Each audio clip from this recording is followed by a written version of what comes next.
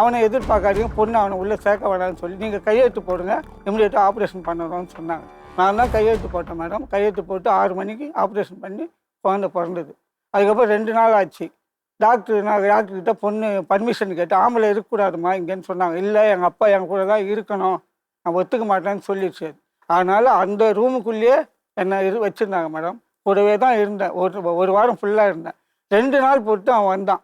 வந்ததும் அவங்க என்ன சொன்னாங்க, பணம் அவன் கட்டிட்டான், அதனால் வரட்டும் போட்டுங்க, நீங்கள் உங்கள் பிரச்சனை வீட்டில் வச்சுங்க, முதல்ல பொண்ணு நல்லா வர பாருங்க. அதோடு நான் விட்டேன் மேடம். அதுக்கப்புறம் வீட்டுக்கு வந்தாங்க. குழந்தையெல்லாம் நல்லா தான் இருந்து அங்கேயே நான் ஒரு 2 மாதம் அங்கே தான் அவங்க கூட தான் இருந்தேன். அப்பவும் அடிக்கடி சண்டை வரும்.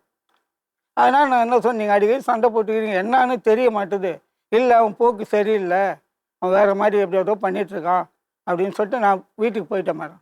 போனதும் அதுக்கப்புறம் நம்ம வீடெல்லாம் காலி பண்ணி போயிட்டாங்க. எல்லாத்தையும் சொல்லாமல் கொள்ளாமல். எங்கே இருக்குன்னா எங்கள் வீட்டுக்கே நாங்கள் போயிட்டோம், மாமியார் வீட்டுக்கே போயிட்டோம் நாங்கள். சரிம்மா சந்தோஷம்